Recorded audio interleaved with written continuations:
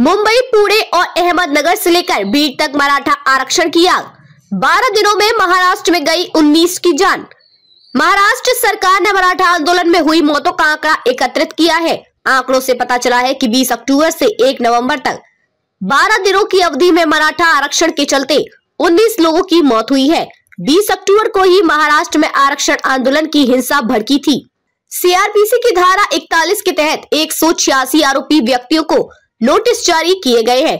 पिछले 2 दिन में बीड जिले में राष्ट्रवादी कांग्रेस पार्टी अजित पवार गुट के विधायक प्रकाश सोलंकी और संदीप क्षीरसागर शरद पवार गुट के घरों को प्रदर्शनकारियों ने आग लगा दी थी।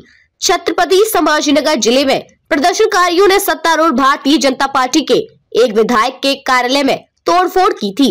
बीड जिले के माजल गांव शहर में नगर परिषद भवन की पहली मंजिल में सोमवार को आंदोलनकारियों के एक समूह ने आग लगा दी और पथराव किया।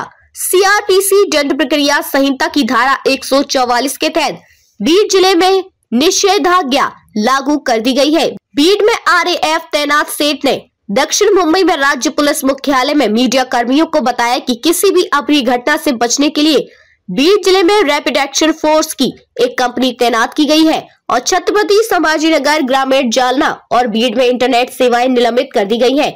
डीजीपी ने कहा कि 8 से अधिक दिन के विरोध प्रदर्शनों के दौरान राज्य भर में उपद्रवियों ने 12 करोड़ रुपए की सार्वजनिक संपत्तियों को नुकसान पहुंचाया। जरांगे पाटिल का बड़ा समर्थन। कांग्रेस के एक नेता ने कहा कि जरांगे पाटिल के अनिश्चितकालीन भूख हड़ताल शुरू करने के बाद ही शिंदे सरकार जागी।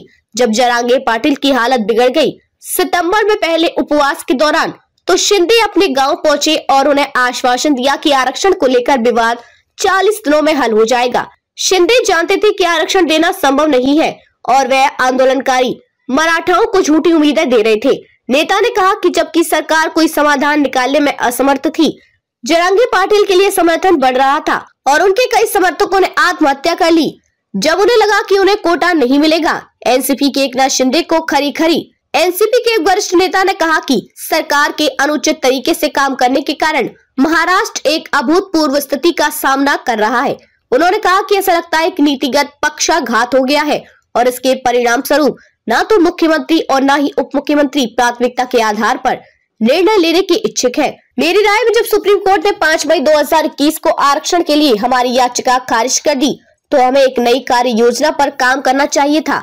भाजपा और एकनाथ शिंदे के नेतृत्व वाली शिवसेना तब एनडीए सरकार को गिराने के लिए एक कार्य योजना का मसौदा तैयार करने में व्यस्त थी और पूरी प्रक्रिया में वे मराठा आरक्षण पर ध्यान देना भूल गए।